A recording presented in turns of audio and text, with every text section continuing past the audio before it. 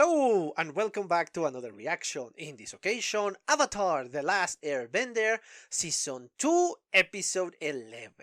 Yes, last time we got to visit an amazing library. And yes, I know some of you find the owl kind of creepy, but I really find it very neat. I like his voice, I like his presence, and yes, even when it was mad, it was very fascinating to see. So, yeah, and different opinions on this one, but yes, I really enjoy the spirit of knowledge, and I still maintain my idea that this library is not destroyed, it's just been taken away from the human world.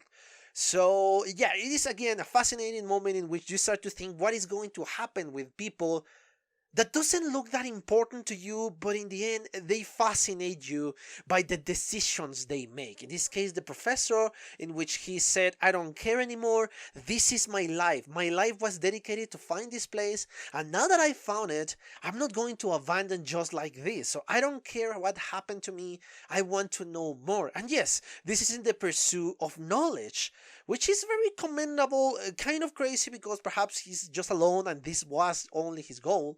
But I don't know what's going to happen with him. I don't know if the spirit is going to be kind to this human because, okay, he really just wanted knowledge. He doesn't care about the exterior world. So perhaps, yes, I'm going to grant you, I don't know, immortality and you're going to help me to classify this or to gain knowledge. I don't know.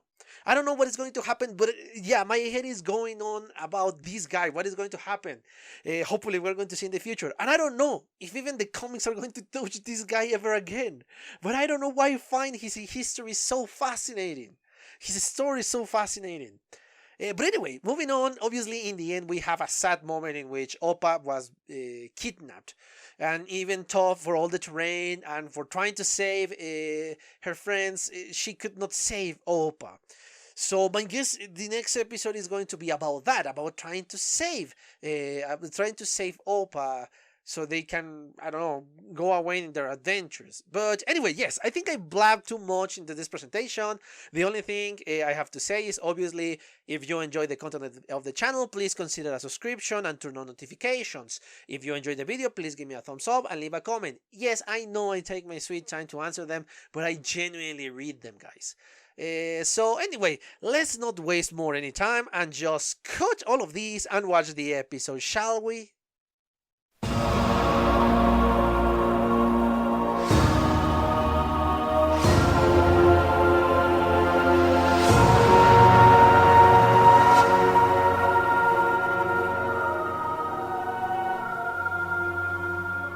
Okay, I'm back. I just watched a second time the 11th episode of the second season.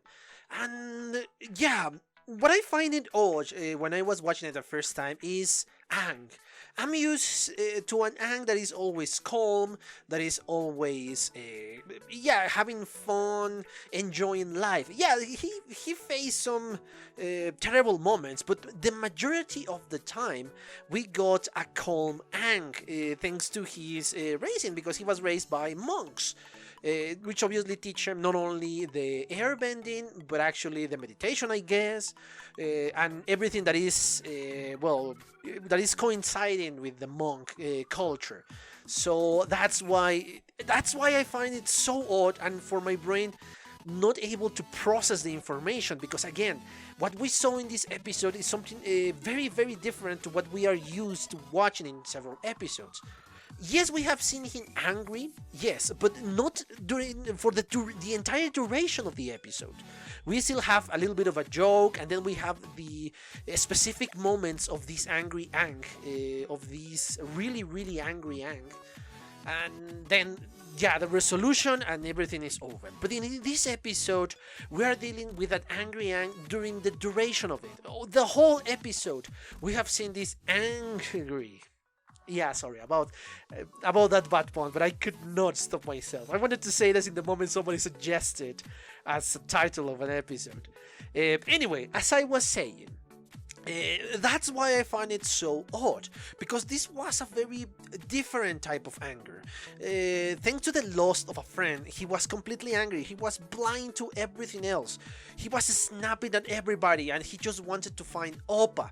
Because obviously, this is his oldest friend, his first friend, the one that is accompanying him during his whole journey, even before he was frozen. So, yeah, this is an odd episode for me, and that's why I was having so much difficulty into trying to find the topic in here. And we got our resolution in the end. We got our resolution, but uh, yeah, the attitude of Aang. I understand why he was so angry. I understand. I disagree with several of his points. Of course I do. But I understand that he was in an emotional state.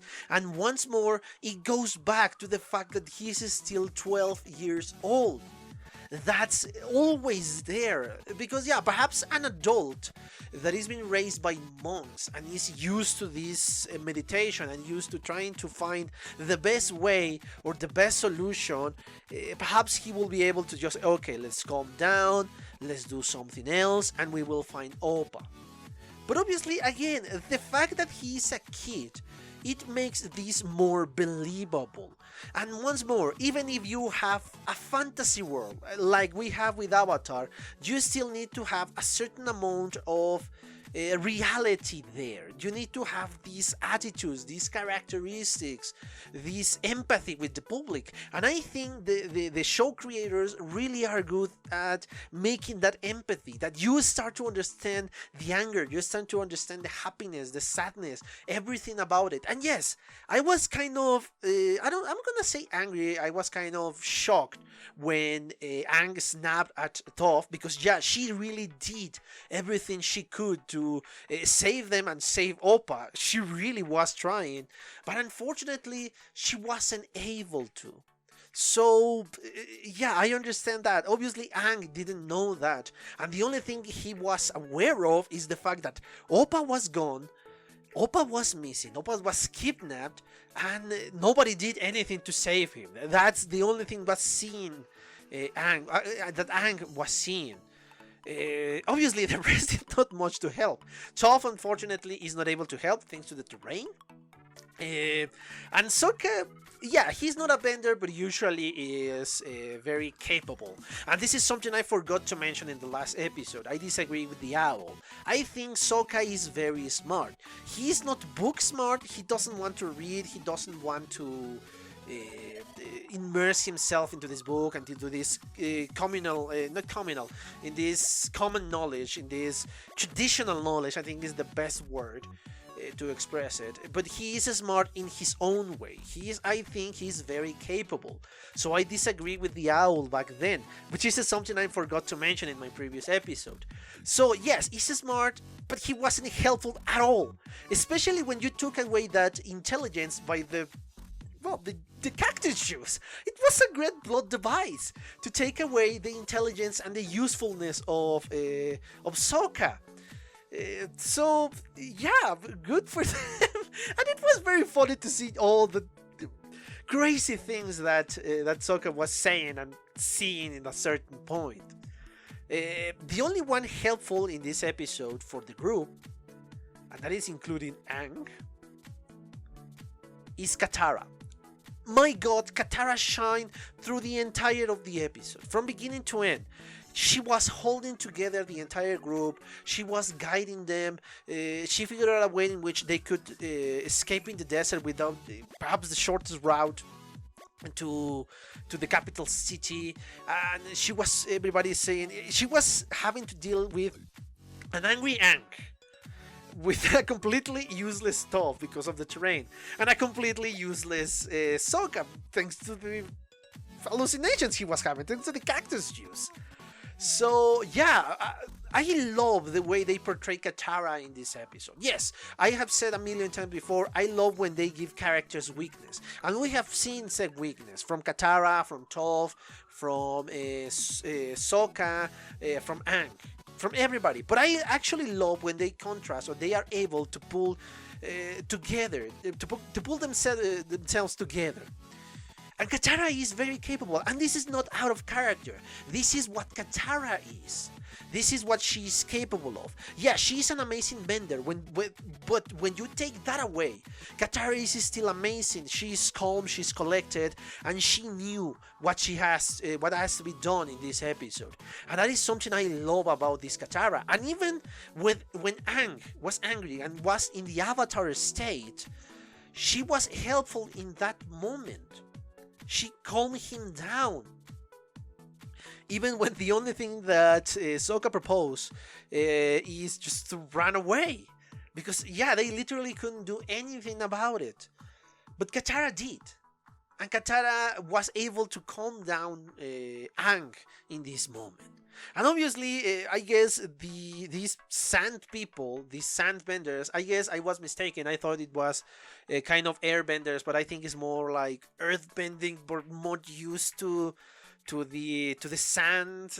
It's kind of weird, but I assume they are earth benders at the core, that they adjust themselves to bend sand, which is obviously technically earth, I guess.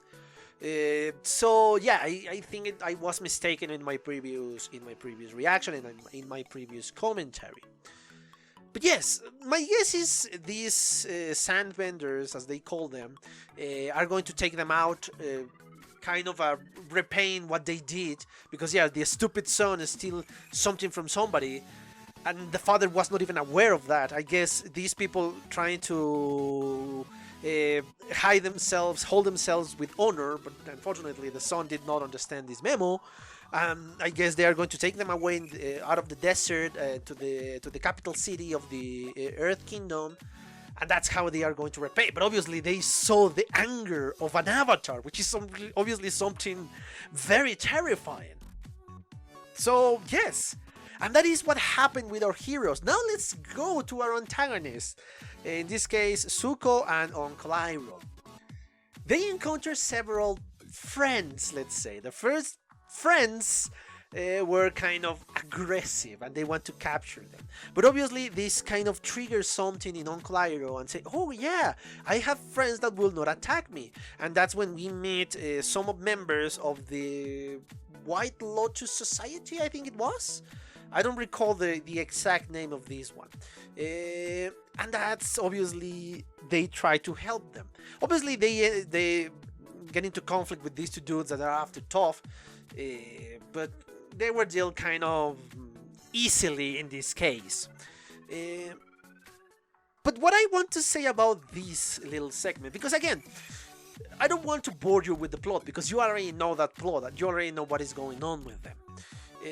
But obviously we are trying to I'm trying to do something else with these commentaries.